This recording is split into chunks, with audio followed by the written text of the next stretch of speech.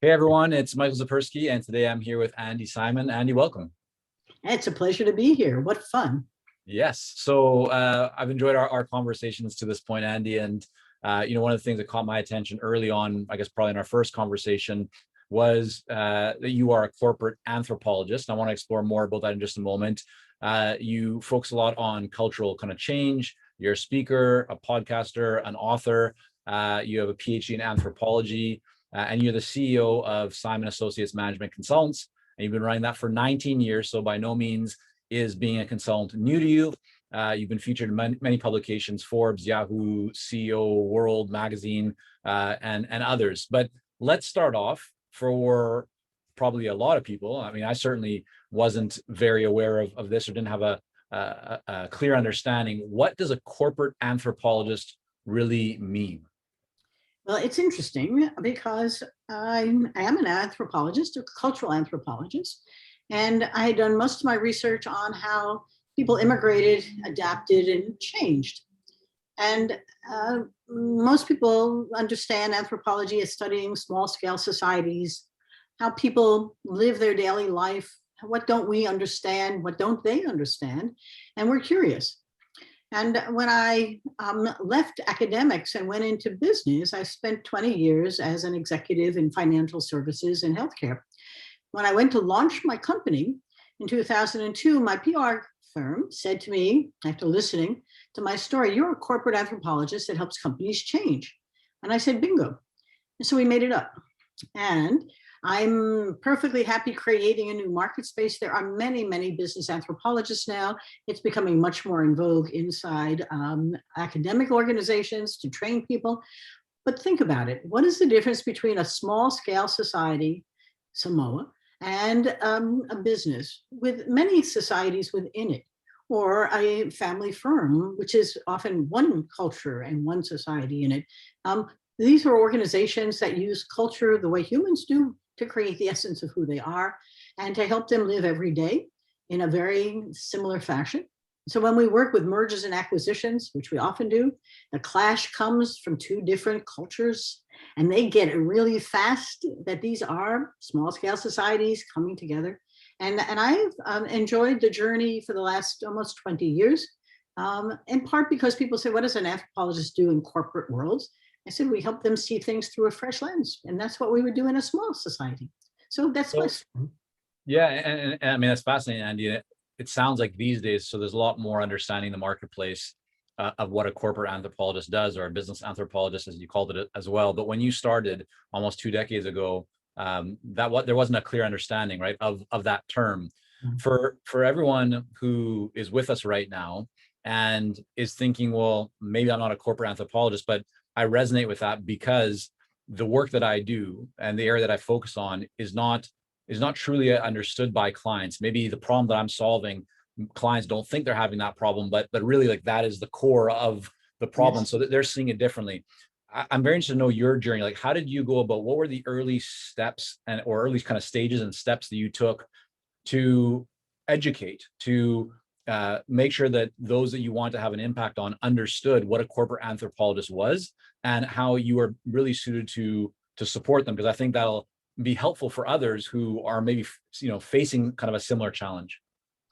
It's very interesting. I'll break that into two phases. On the one hand, when I got into industry, into financial services during deregulation or healthcare during managed care, I was very comfortable when things were not static and certain, like going through change. So if the business environment was going through change, I began to realize how hard it was for people to do and how my job as an executive was to help lead them in some fashion. Sometimes manage them, sometimes tell them, but clearly I needed to understand how to get them to see what was going on and embrace it and change their behavior, which is very difficult. When I launched my company, I picked up clients almost immediately, not because of what I did, but in fact what they needed to change. So Markel Paper became a client almost overnight. I had Centenary College as a client, Montefiore Medical Center as a client. I worked my network, and I said, I've launched myself as a corporate anthropologist to help companies change. And they said, well, help us change. They didn't ask, what does an anthropologist do? And quite frankly, when I was in industry, in banking, I didn't pull out the doctorate very often. And in healthcare, I could pull it out more often. But I was a different kind of doctor than those other doctors. So you were careful about what brand you were articulating and how that meant something. But when I launched the business, I was bringing a perspective that people needed because they knew they were stuck or stalled. And that wasn't going to be easy if there wasn't some authority, expertise, experience that would provide a fresh perspective. My first book, called On the Brink, A Fresh Lens to Take Your Business to New Heights, has 7 case studies in there of clients, all stuck or stalled, where a little anthropology could help them grow. And that's what the book is about, is how a little anthropology can do that. But usually I take them out exploring with me. I say, come on, let's be an anthropologist together. And to your other consultants, you do similar stuff, I'm sure. And you have no idea how fascinating it is. We go inside their clients and we see exactly the same things going on the manufacturing floor or in their offices or watching them use their products. We walk out and we would write down everything we saw, and they would see one thing and I would see another. And it didn't take long for them to say, you're looking for gaps. That's true. And you're looking to fit the box. And my job is to get you to see opportunities where you could play a role that isn't easily articulated by the client. But if you're an observer, you can step back and see what they can.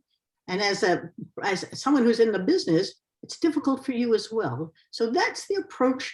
And I, quite frankly, have become pretty comfortable telling people my job is to help you see, feel, and think in new ways through a fresh lens, because it's all around you, but you can't see it because your mind boxes it. And I think one thing that you mentioned early on there, Andy, is so key. It's that you did not try and convince or persuade people to see things, or like really the focus wasn't on, hey, corporate anthropology, because that's not what they were thinking. You met them where they were, which is they knew that they had an issue or they were interested in navigating change. And so that's what you focus on. This is, I do very similar kind of or have many conversations with clients who are consultants who are kind of navigating that same issue. And it's often so powerful to say, yes, of course you're an expert in A, but if your client wants C, right? Think about how can you talk about C, how can you make the focus of C? And once you start that conversation, you can get them to see the power of A, but don't try and push A, because that's not what somebody wants. It sounds like that's what you did as well as part of that journey. I'm interested to know what gave you the confidence that you could go from being in academia to translating the success that you had there and the learnings you had there to create a successful consulting business. Was it was it an experience you had, a conversation? Like, when did you actually know and have the confidence to go out and start your own business? Oh, it's a great question. The question is, do we ever have confidence? I know we have competence, but I also know that as many times as I've had short and long-term relationships with clients, I'm always very respectful of the value that we play. They're paying us to help them solve problems, a little like a doctor in the emergency room at times. And the confidence comes from the fact that they've tried this or they've tried that. And so my job is to really be humble enough to know that I have a role to play for them. But the confidence, in some ways, I guess I've always been confident that what I brought was a fresh perspective. And that's what I mean, Andy. Like, where did that come from? So when you were in academia, what gave you the confidence, or just like, where did it come from? You say, okay, I'm going to now venture out and start my own consulting business. Where did that happen? I'm not sure. And it's an interesting question. I grew up in a family firm. We were entrepreneurs. I'm very entrepreneurial. And even going into the world that I did inside academics, I was bridging American studies and anthropology. I'm a gap filler and a bridger. I think part of it is knowing who we are. And then when I launched the company, I just talked to people. And to your question about the confidence, I built my network and I said, can I just talk to you about what I'm doing? You might know someone who needs it. And I was very quiet about selling. I don't think people are going to sell or going to buy me. They're going to engage me in a problem that they have. And it still goes that way now. Yeah. So let me tell you how I help companies change. And if this works for you, then let's talk about how I can help you. And if I keep pushing it, and I think you have a book about this as well, if I keep pushing it into their zone, then the conversation leads to the way in which we approach something, how it might help. It's very much collaboration at the very best. Confidence is an interesting word, though, because after 20 years in this and 10 years in academics and being a visiting professor and all of that, every day it's like, how can I help somebody? And if I can, then I have a pleasant, wonderful gift to give. And I enjoy the journey. It's really cool when you watch their eyes open up. You must have seen it also, and they go, "Ah, you don't have to work so hard." They go, "Ah, that's it." And so the head has an epiphany, and that's the joyful. I want to bring you back to the actions that you just mentioned that you took early on, and I'm interested to know if you continue to do this to this day, which is to reach out to your network, to let people know what it is that you're doing, without the idea of trying to sell, but more just so that they're aware of it, and if they have the need, they can then further engage in conversation, or they may know somebody who does have a need, right? And so that is that something. Let me just kind of breaks down in a few parts. Are you still doing that today? Yes. Okay. Is that, do you have a routine or a habit around that? Well, yes and no. I've done about 500 workshops and speaking engagements since 2007. From the time I launched in 2002 till about then, I was swamped. I was just very busy. And then I was introduced to Vistage and to tech and to other organizations, and I began to do speaking engagements, workshops, keynotes, all flavors. And I found that that was a very healthy way to show people what I could do without selling it. Mm-hmm. And I let them taste it as if it was a cookie. You know, you don't know if you want to buy the box until you taste a little. And so in a 3-hour workshop, it became quite valuable. I did a lot of webinars to use that methodology. I like to share. I use my network very intentionally, and I stay deliberately engaged with them, sending them material, the podcast, new book, a chapter from the new book, something you might find useful for your customers. I'm always thinking about how it will help them do their job. And often it comes back with, you really ought to talk to so-and-so, or hear somebody. And then we are content marketers. We're HubSpot folks. And we truly believe in the power of search. I love social media, but I get most of my leads from content marketing. So And I want to break a few of those things down. So it sounds like if we look at kind of more recently, a lot of your business, the lead flow, the impact has been through workshops, webinars, content that you're putting out there. Earlier stages, before you were kind of delivering workshops consistently, that the initial opportunities in your business and clients came from your network, and so you reached out to them. You still do this today, but do you do this, for example, is it like every Tuesday at this time, you send some messages? Is it once a week, once every 2 weeks, once a month? Is there any kind of cadence or routine to when you reach out to people? No, and there's no cadence or routine to my life. That is not my strength. If that's supposed to be a strength, it's not a weakness either. But I also have a staff person who handles a good deal of that content creation, the circulation, and working my emails systematically.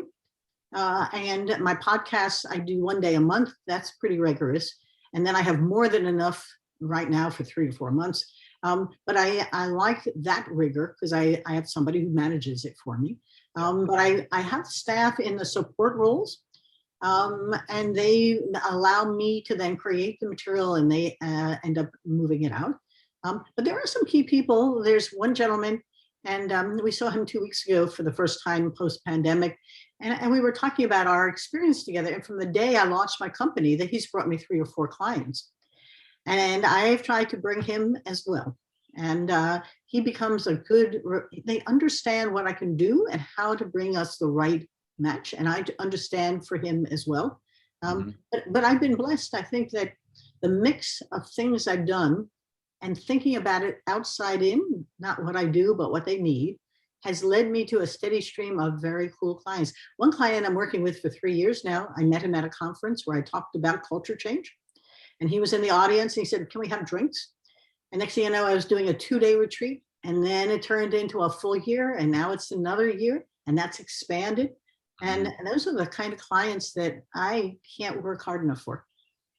For those who are going, yeah, this all makes sense. You know, I'd love to do more workshops, more webinars, get in front of more clients. Obviously, there's the power of leverage. You know, I talk a lot about how it can take a while to build up like your own brand, and if you don't have a lot of traffic coming to your website, you know, you can do social, but to find organizations, professional associations, and so forth that already have access to your ideal clients, this is a great channel, and you've obviously done a really fantastic job of that. What advice would you offer to people if someone right now has expertise, they're good at what they do, but they haven't done a lot of speaking or many webinars or written articles for other, you know, sources of information like professional associations or groups? What advice would you offer them to begin reaching out or to build those relationships or to land those kinds of opportunities? So I'll break that also into boxes. Let's start with the easy part. What are the keywords that you want to be found for? Remember, what Google has done is made content marketing the marketplace. So if you Google corporate anthropologist, I should come up on the first 2 pages. Blue Ocean strategy expert up there too. If you want to do culture change, you know, culture change search went up 130,000%, I mean, over the last year. But what is it people are looking for? And what are the keywords you want to be found for? And then how do you write content with those in it so you become the authority? And let Google help you match up with people. Think about the buyer's journey. The first or second thing somebody's going to do is Google.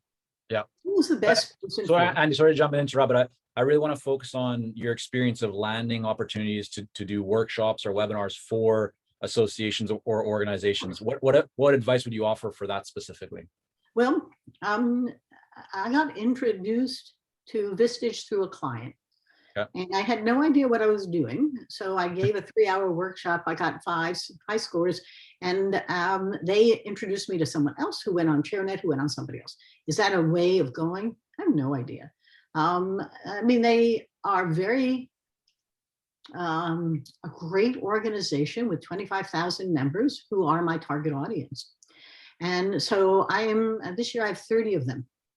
I'm very careful to figure out where and how so I can bundle them together. But by and large, it's been a wonderful association for me with them and their members who look to me for certain kinds of things.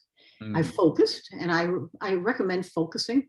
What do you mean by the word focus? Because I mean, I think that's an extremely powerful word, but for in the context of somebody who wants to get in front of more of their ideal clients through sources, you know, like Vistage or tech or any association or professional group, when you say focus, what is that? What do you mean specifically there? Well, what do you want to be known for as the go-to? So I did this at the beginning of Blue Ocean Strategy. I fell in love with it. I became a practitioner. I met Renee Mabon. I mean, she reviewed my last book. So I'm a devoted fan of creating markets, not competing in them. And so when I did my first one, I then became the Blue Ocean person. And I will tell you that of the 500 workshops I've done, 75% of them are on Blue Ocean. The others are in culture change or innovation. And I've allowed those to become secondary because the Blue Ocean is rich, particularly now, but it has been for years now. I mean, the book was done in 2005. So we're looking at 15 years of thinking about not competing, but creating. And when things were nice, I was entertaining. I had good scores, but a few people were paying a lot of attention. After the 2008 recession, there was a lot of attention. And then as we came out of that, it became a little more entertaining. I like to entertain. And then now it's become almost passionate. People are panicky. I always say, if you want to change, have a crisis or create one. I didn't expect this crisis. But I've allowed the positioning of myself, not as an anthropologist, but as as someone who can help companies change. And I use this methodology as an approach. What I loved about it was it's very anthropological. And so it was not easy. It was not hard to figure out how to co-brand myself. And once I got my practitioner certification, I was easily co-branded. But to my focus point, what do you want to be known for? And how many things can you be known for? With my new book coming out now, I've been doing rethink sessions just did 2 keynotes. And it's a little different about how do you rethink smashing the myths of women in business? How do you rethink women in your business? And that's some place I'm migrating to, because I think I'm more interested in it right now. But I also think that there's a sea change in how women are moving into business and what we can do as a result. And I like the moving into the vacuums that have to be filled, the change. So I'm looking for that as my new focus. I love that. And so, I mean, that's a really, that's a perfect segue kind of into the next question I want to ask you, which is based on your expertise and experience around, anthropology and culture and change.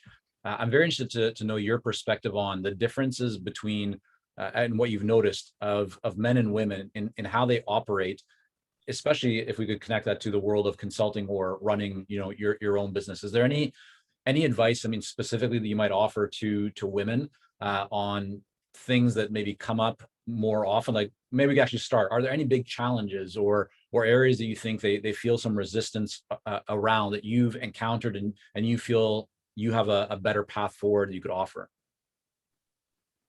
You've asked 3 questions there. I'm very good at that. So let me break it down.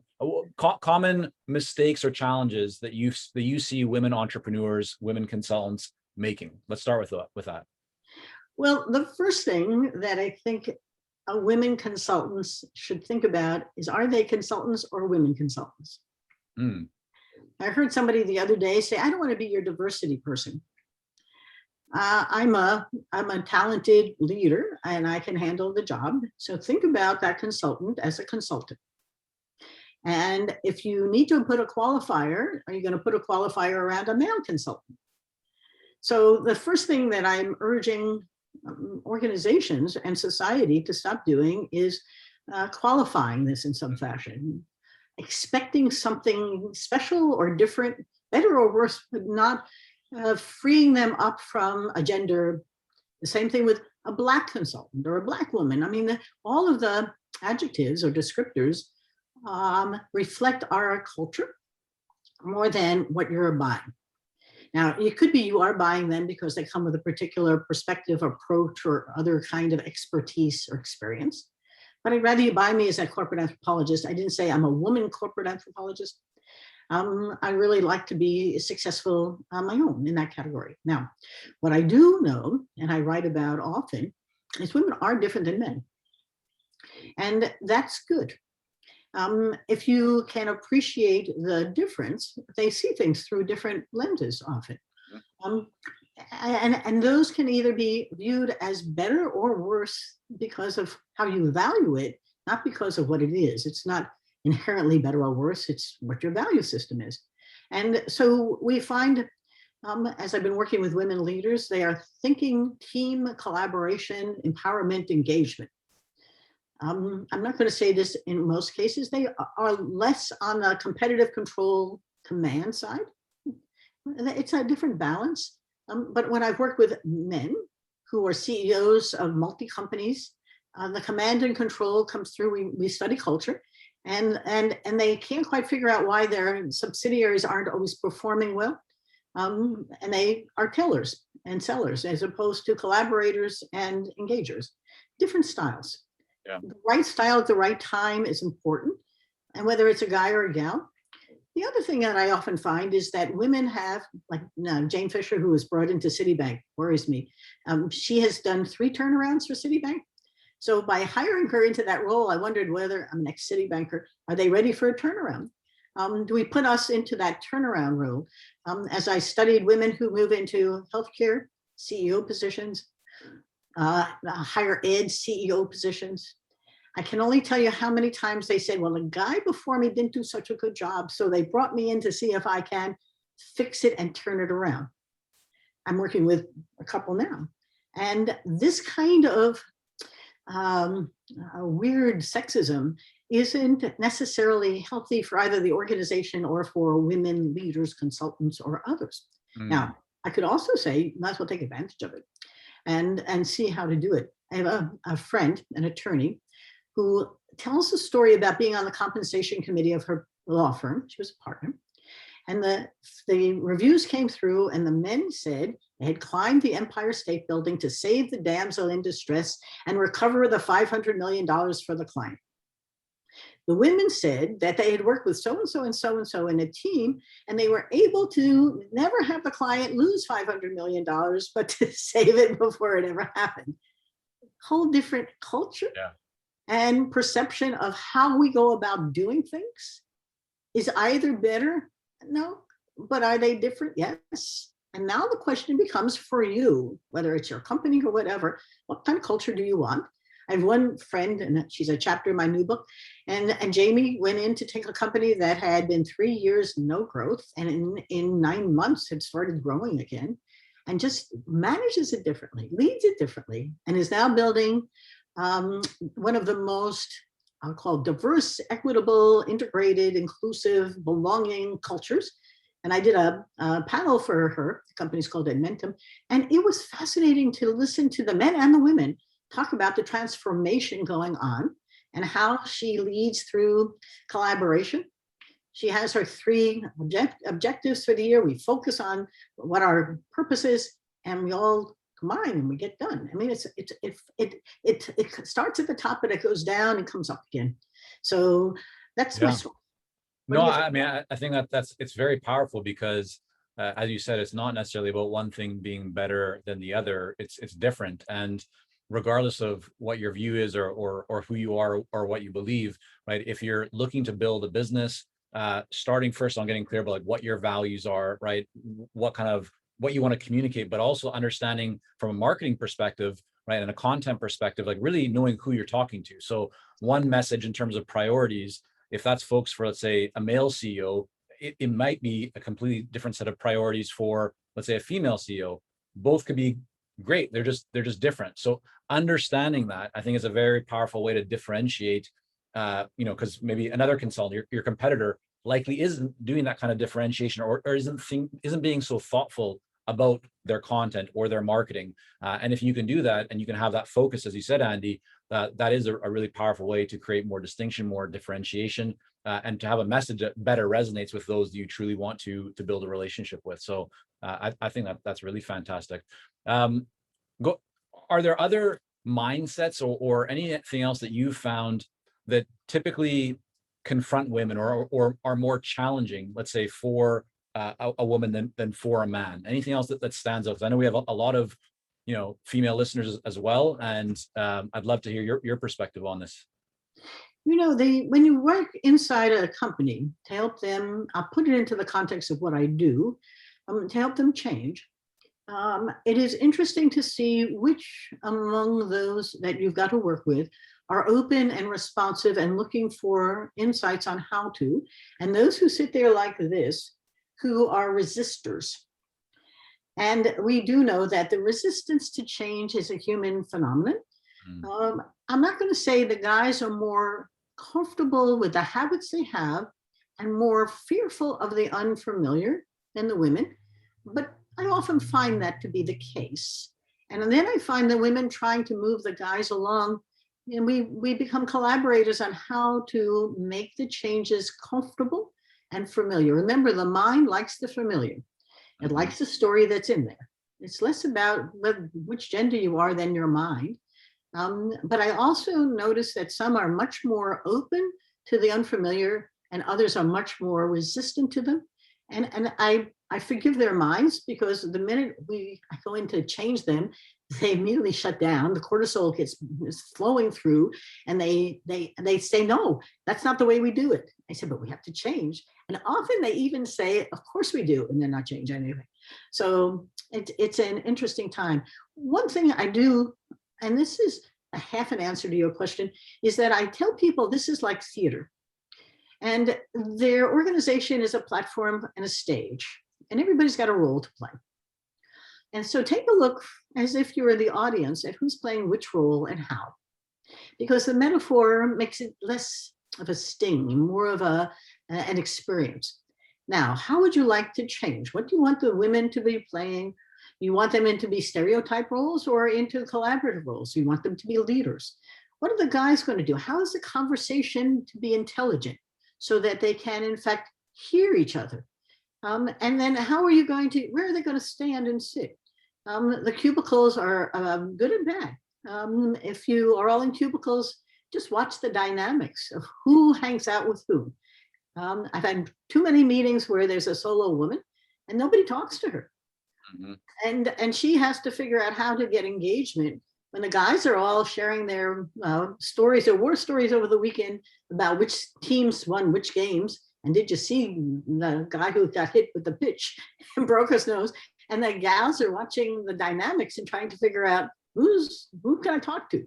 And so the dynamics of human nature make gender important for us to intentionally understand, and then as a consultant, begin to understand how to work with that organization to help it change. And I've not had penalty boxes too often, but I did have one client, a great guy who I knew quite well, who hired me and put me in a closet for 9 months. And finally I said, I quit. And he said, why? I said, because there's nothing you're going to change, are you? He said, well, I hired you. And I said, well, that's the end, not the beginning. Yeah. And no matter how I swung this way or that, his entirely male staff, I could just, we finally he changed, and then everybody else did. Yeah. But it's a difficult job. I find that really interesting. I mean, this resonates with me because when we had a business in Japan and I went over and kind of opened up the branch office there, I found myself being the kind of the odd, the odd person out. I was the one, white guy, typically the youngest person in the room, right? Surrounded by much older Japanese businessmen and presidents of companies and so forth. And so that really resonates with me in terms of the conflict or thought process going on in my mind around, like, how do I jump into this conversation, and the dynamics I found to be very interesting. So one more question here, Andi, before we wrap up today. I'm very interested to know, what changes have you made in the structure of your business? I mean, you've been in business for almost 20 years or so, started off as kind of a solo independent consultant. What does a structure look like? I mean, have you at times added a lot more team members, removed team members? Kind of just walk us through like the progression of how the structure of your business has changed over the last 20 years, if at all. Well, yes and no, it has and hasn't. I'm just, because I had run organizations with 2,500 people, I decided early that I didn't want an HR person. That hiring people I didn't think was necessary, that people were hiring me. And how did I then support the job that had to be done? We have a team of outside support, from those who have built websites for my folks, who do social media for my folks, who write content for my clients. And my husband was a serial entrepreneur, and he sold his business in 2017, joined mine, and became a fan of HubSpot and became an inbound marketer. So we're HubSpot partners. So we've added that onto the toolkit. He and I went to Brussels and studied innovation games, mostly because I had met Luke Honeman, who created it, and I was fascinated with how games could free people's minds.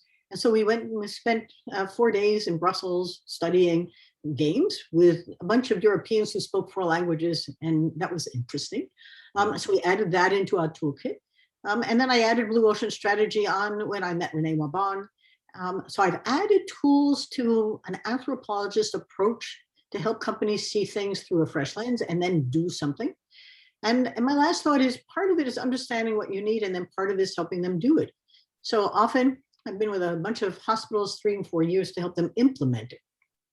And so we moved from being the consultant to help them strategically understand it and develop the new story, to then implementing it. And we've built a good deal of neuroscience tools into this to help them see backwards. And then I became a John Mattone executive coach, because I was doing so much executive coaching for my clients. I'm not sure I market that, but I'm not bashful. John Mattone is the best of executive coach, or at least thinks he is. And I love his approach. But those are the kinds of things I added on as my business needed them. Right. And I grew them, but I've been very careful not to employ people. Yeah, what I'm hearing from you, Andi, is that you've been very intentional in adding tools to your tool belt as opposed to adding people. So the way to grow has been finding different, certifications or programs or an ability that you can provide without having to provide a lot more or build a lot more infrastructure, add a lot more people. And for you, that model has worked really well. Obviously, I would imagine has, you know, kept you very kind of lean, profitable, nimble, flexible, a lot of freedom with that model. Is that correct? That is correct on all of those points by design. Yeah. I'm also at an interesting stage that I want the freedom to allow me to, before the pandemic, we went away every 3 months. And if not, we thought we could work till the last day of our lives, and we weren't going to do that. You love to travel, we did as well. And so I think we've been to 35 countries, and every 90 days, it was time for us. And so we became quite intentional about living, not just working. Talk to me about that for a moment. So as the business is running, you're doing well. Every 3 months, you're taking how much time off to travel? It depends. Sometimes it was a week, sometimes a weekend, sometimes it was 2 weeks. We've been to Africa 3 times. Vietnam was a 2-week tour. And would you be working at that time as well, or you just kind of completely check out for, let's say, that 1 week period? Because as entrepreneurs, right, it's sometimes hard to check out. What I got done in Vietnam because of the 12-hour difference, 6 a.m. in the morning and 6 p.m. here. When we were in Normandy, we took care of client stuff. We never missed a beat. And Australia, I mean, I've tried to make it almost irrelevant to where I am because people don't know where I am, and they really care. So the business is operating regardless of where you are. You're, as the term has become more popular these days, like a digital nomad to a degree, or at times. And we've certainly taken a very similar approach in traveling with the family, and I love seeing the world and cultures of different people while running a business. So that's fantastic. Andi, I want to thank you so much for coming on here today, sharing with us some of your journey and story. And I want to make sure that people can learn more and go deeper into that. So where's the best place? If there's one website, one address for them to go to, where should they go so they can learn about all of your books and everything else that you have? I have 2 websites, but the one that really captures our business is simonassociates.net, and it is .net. My books and all the other material are on andysimon.com. And they are connected. But those are the best places. The contact place there can get it to us. info@andysimon.com comes right to us. And a lot of the content, the white papers, the videos, and all the rest are on simonassociates.net. And our new programs are coming up. We've got 2. One is an online course called Rethink Your Journey with Andi Simon, and the other is a 30-day challenge on time to take care of you. And those all came from my curiosity to how to help people in a new way. Wonderful. We'll have that stuff linked up. Andi, thank you again so much for coming on. You're a great interviewer. Thank you so much.